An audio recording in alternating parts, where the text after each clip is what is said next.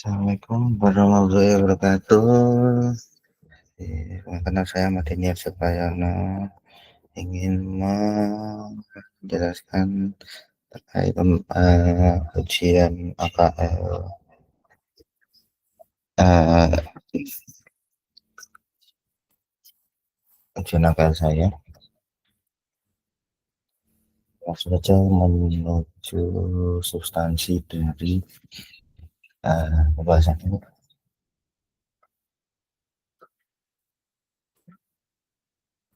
Yang pertama mekanisme transaksi mata uang asing. Yang transaksi mata uang asing adalah proses mengonversi keuangan entitas asing yang disusun dalam mata uang bersama selain mata uang paparan untuk perusahaan ke dalam mata uang paparan. Transaksi ini bukan transaksi kas, melainkan biasanya akuntansi agar laporan keuangan konsolidasian dapat disajikan secara wajar dan dapat dibandingkan. Yang masuk ke selanjutnya, tujuan relasi mata uang asing yang utamanya jika laporan keuangan dalam satu mata uang yang seragam. Dua, menjaga kewajaran nilai laporan keuangan dan memenuhi standar akuntansi keuangan yang berlaku. Selanjutnya, mekanisme transaksi. Mekanisme transaksi dilakukan melalui beberapa tahapan berikut: menentukan laporan mata uang fungsional. Mata uang fungsional ditentukan berdasarkan lingkungan ekonomi utama tempat entitas beroperasi. Jika mata uang fungsional berbeda dengan mata uang laporan, maka sanksi wajib dilakukan. Yang kedua adalah metode transaksi. Metode transaksi yang digunakan adalah metode kurs penutupan, karena metode yang lazim digunakan untuk entitas asing yang berdiri relatif sendiri. Yang ketiga adalah penerapan kurs transaksi. Aset dan liabilitas ditransaksikan menggunakan kurs penutupan pada tanggal laporan posisi keuangan. Pendapatan beban ditransaksikan menggunakan kurs rata-rata selama periode berjalan. Lalu ekuitas, yang pertama modal saham menggunakan kurs historis dan laba ditahan menggunakan hasil penyesuaian dari periode sebelumnya.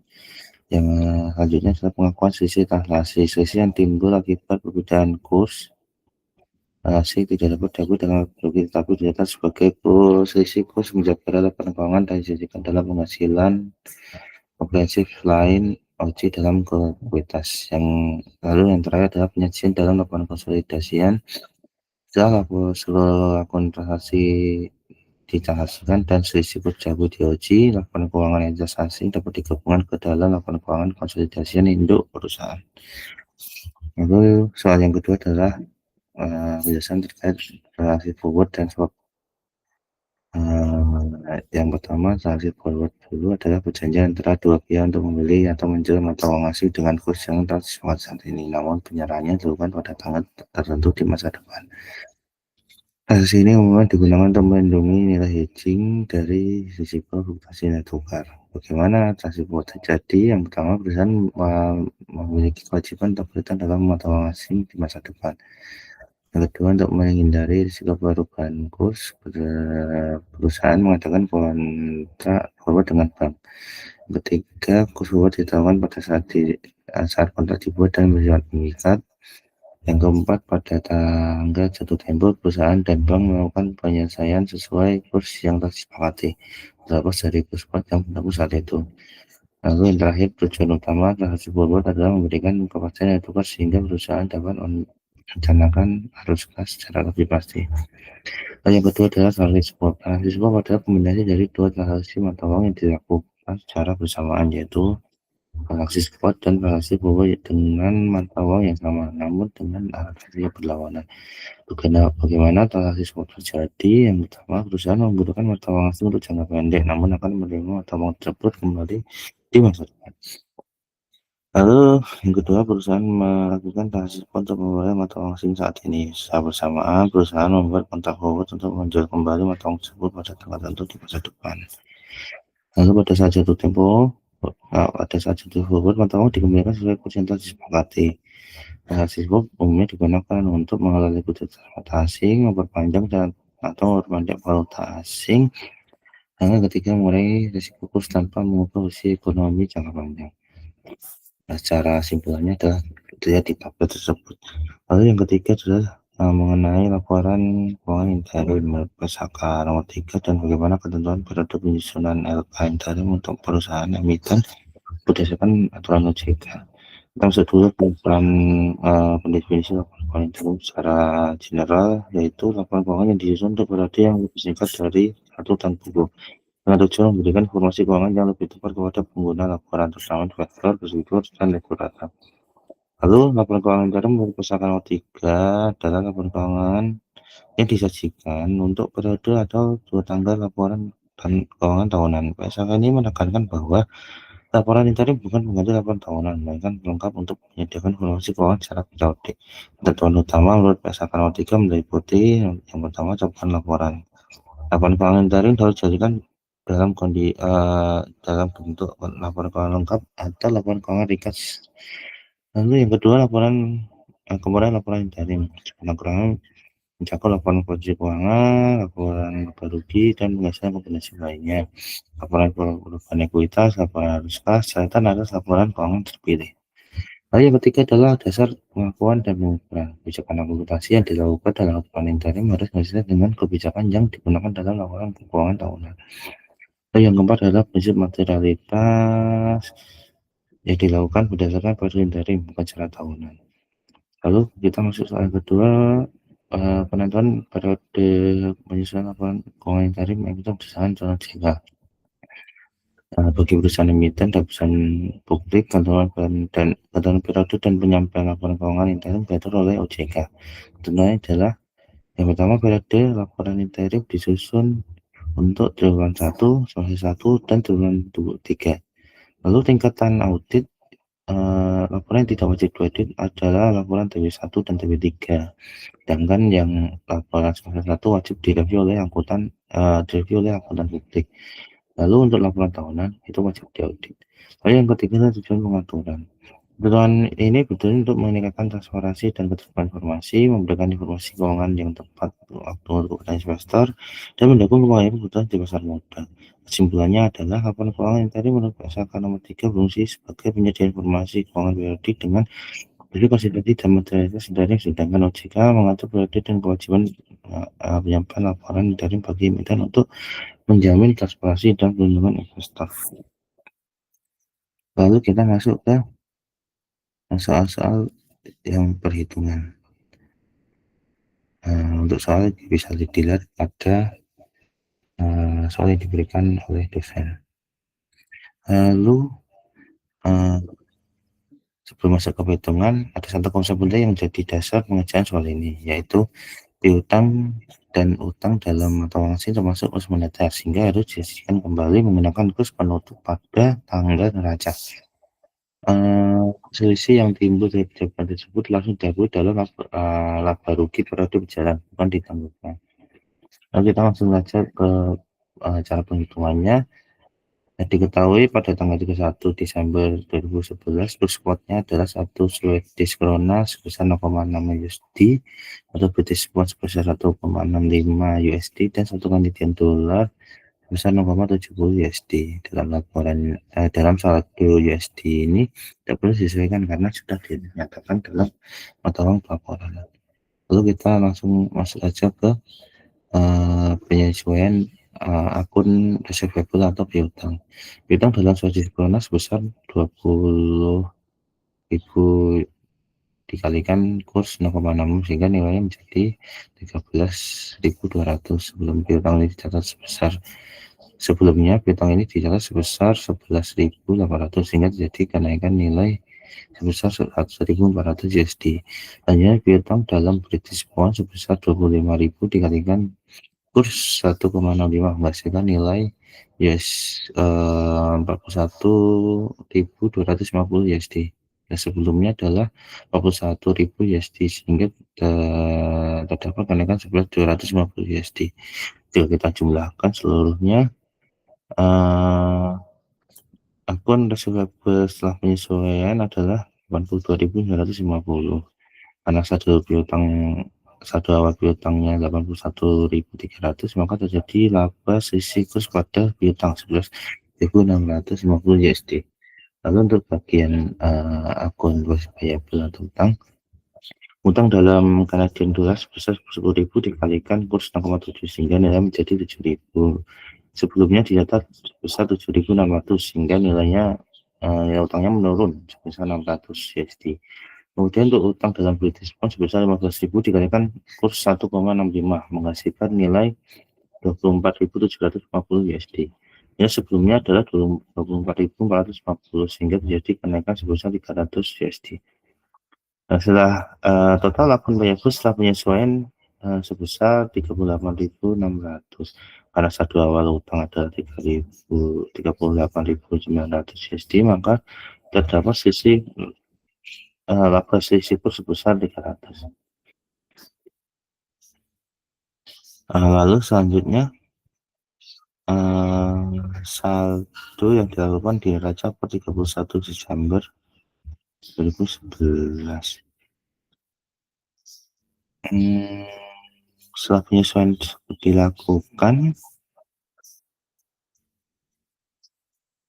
maka akun sebelumnya didapat 82.950 dan akun payable-nya sebesar 38.600. Saldo inilah yang nanti menjadi nilai buku awal tahun 2012. Lalu kita masuk ke jurnalnya. Pada saat piutang dilunasi, kurs yang digunakan adalah kurs pada tanggal pelunasan dan seterusnya kembali diakui sebagai laba atau rugi. Untuk utang yang Swedish krona 20.000 dikali 0,67 USD 0,67 sehingga dapat angkanya 13.400. Nilai buku sebelumnya adalah sebagai 13.200 USD sehingga terdapat sisi kurs sebesar 200. Maka kita catat ke jurnalnya, yaitu jurnalnya adalah cash 13.400 di debit terhadap AR sebesar 13.200 dan exchange gain sebesar 200 di kredit. Lalu untuk piutang yang British Pound yaitu 25.000 dikali 1,63, jadi angkanya adalah 40.750. Nilai buku sebelumnya adalah 41.250 sehingga terdapat rugi selisih kurs sebesar 500 USD. Lalu untuk jurnalnya adalah cash sebesar 40.750 di debit dan exchange loss 500 di debit juga terhadap AR sebesar 41.250 di kredit. Lalu yang terakhir adalah jurnal pelunasan utangnya. Untuk tahun Canadian dollar 10.000 dikali 0,71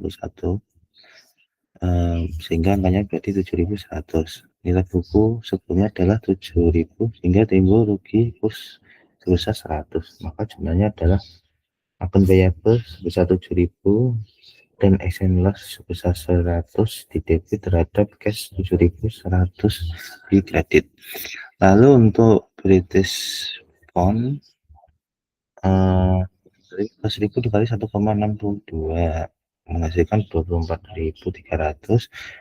Lalu nilai bukunya sebelumnya adalah 24.750 sehingga nilai timbul laba selisih kurs sebesar 450. Lalu untuk jumlahnya adalah sebagai akun payable sebesar 24.750 di debit terhadap cash sebesar 24.300 di kredit dan exchange gain sebesar 450 di kredit. Lalu kita masuk ke pembahasan soal yang kedua, yaitu dengan translasi. Di sini kita membahas transaksi workspace perusahaan SU untuk tahun 2011. Tujuan dari translasi ini adalah mengkonversi seluruh akun laporan keuangan SU company ke mata uang laporan induk yaitu US dollar dan menentukan translasi adjustment yang akan disajikan pada ekuitas. dimasukkan di laba rugi. Konsep yang digunakan sebelum masuk ke angka penting dipahami bahwa perusahaan SU menggunakan mata uang fungsional British pound, sehingga metode yang digunakan adalah parallel method. Aplikasinya adalah aset dan likuiditas menggunakan parallel, pendapatan menggunakan average rate, dividen menggunakan rate pada tanggal dividen, modal saham dan laba ditahan menggunakan historical rate, selisih penjualan tidak masuk laba rugi, tapi dicatat sebagai equity adjustment from translation. Lalu di sini ada 4 kolom yang nama akun, satu dalam British pound, yang digunakan, current rate, average rate atau pakai A, rate pada tanggal dividen pakai R, dan historical rate pakai R. Lalu yang terakhir adalah kolom hasil operasi dalam US dollar. Jadi tanggal sini saya ambil contoh aja di bagian cash.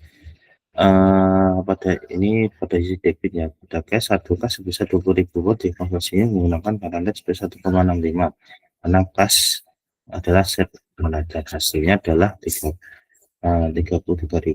Ini menggunakan parallel. Lalu di bawahnya kurang lebih sama.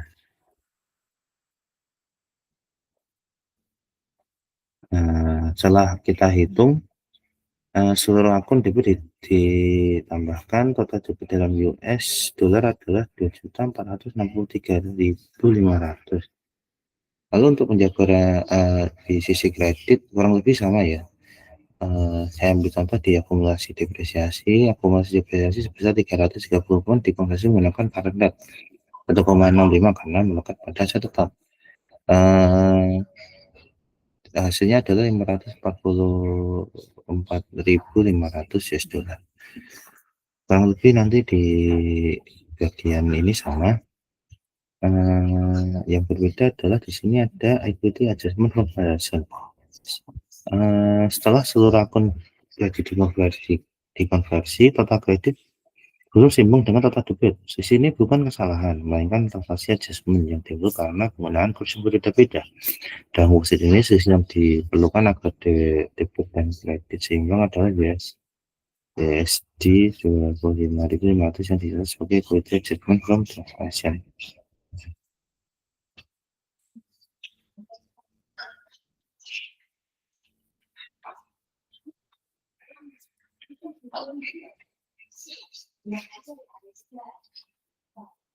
Lalu makna dari transaksi adjustment sebesar 25.500 ini tidak diakui dalam laba rugi dan dijadikan dalam ekuitas sebagai bagian dari other comprehensive income.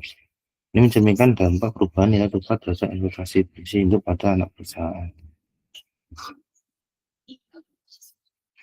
Lalu kita masuk ke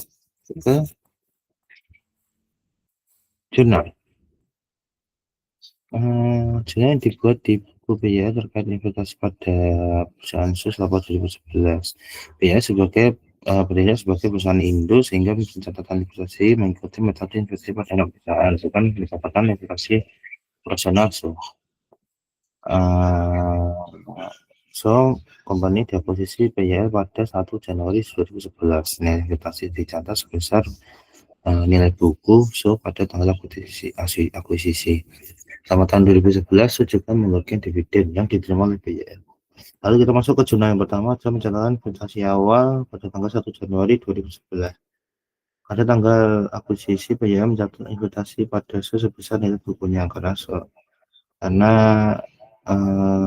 pembelian dilakukan at book value, tidak ada pengakuan goodwill atau selisih nilai wajar. Lalu akunnya adalah investment inso sebesar 800.000 di debit terhadap cash sebesar 800.000 di kredit. Investment inso di kredit di debit mencerminkan hak kepemilikan PYL atas aset bersih. Lalu cash di kredit menunjukkan arus kas keluar untuk memperoleh investasi. Nilai 800.000 berasal dari nilai buku ekuitas yang telah diterjemahkan ke USD. Intinya PYL sekarang memiliki kendali atas SO, sehingga investasi dicatat sebagai akun aset jangka panjang. Lalu kita masuk ke jurnal yang kedua. Selama tahun 2011, SO membagikan dividen sebanyak 30.000 pound yang setelah diterjemahkan ke dolar USD menggunakan kurs mata uang dividen bernilai 48.600.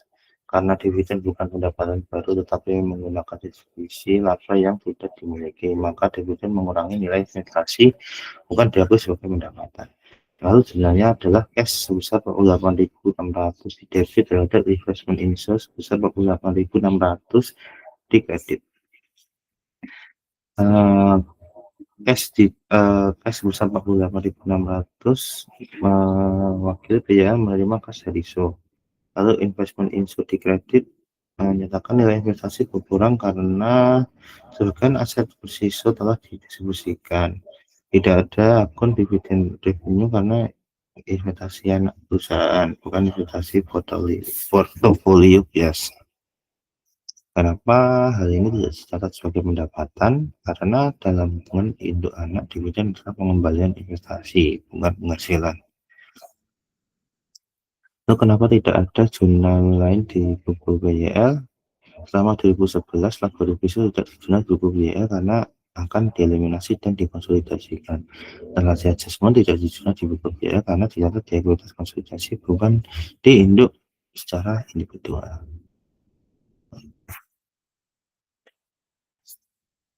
Lalu zona yang ketiga, kita mendebit akun investment insurance ya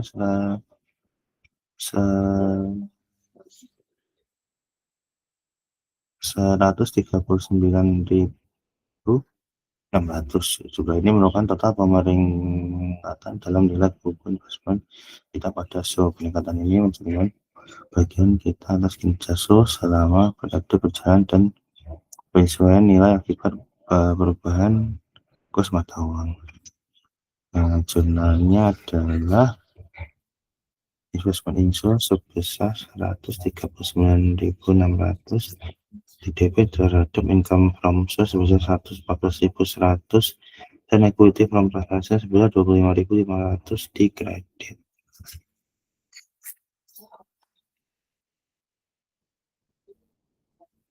Kredit pertama adalah income from source sebesar 114.100. Nah, ini mewakili bagian bersih yang dilakukan oleh entitas anak so yang dipilih induk perusahaan sesuai dengan prinsip metode ekuitas. Laba ini telah dijabarkan ke dalam USD menggunakan nilai tukar yang relevan. Biasanya kurs rata-rata berarti berjalan. Pengakuan ini berdampak langsung pada laba rugi induk sebagai pendapatan investasi. Terus keduanya adalah equity adjustment from transaction sebesar 25.500. Nilai 25.500 ini adalah elemen kunci dalam akuntansi luar negeri. Jumlah ini mencerminkan kewenangan penjabaran transaksi yang dimulai dari proses penjabaran laporan keuangan flow dari mata uang asing ke dolar USD sesuai dengan PSAK atau IFRS. Keuntungan atau kerugian dibantu tidak diakui dalam laba bersih berjalan. Sebaliknya, ia diakui sebagai pendapatan komprehensif atau OC dan diakumulasikan dalam ekuitas sebagai penyesuaian kumulatif penjabaran atau CTA di neraca. Ini adalah langkah yang benar untuk mengakomodasi risiko mata uang. Lalu yang soal terakhir untuk menghitung transaksi secara langsung. Saya tidak mengulang seluruh worksheet, tapi cukup membandingkan total debit dan total kredit setelah transaksi yang ini. Dari worksheet total debitnya 2.463.500, sementara total kredit sebelum adjustment sebesar 2.438.000. Selisih sebesar 25.500 inilah yang menjadi transaksi gain dicatat sebagai equity adjustment. Lalu kenapa hal ini tidak dicatat di laba rugi? Karena saya menggunakan mata uang fungsional British Pound dan diterjemahkan dengan current rate method, maka selisih transaksi tidak mempengaruhi laba rugi, tapi dilaporkan dalam ekuitas sebagai other comprehensive income. Lalu demikianlah pembahasan soal UTS untuk mata kuliah Mutasi keuangan lanjutan kelas AK 705 oleh Ahmad Yani Arja Prayono dengan dosen Ibu Ani Karina. Sekian dari saya, kurang lebih saya mohon maaf. Assalamualaikum warahmatullahi wabarakatuh.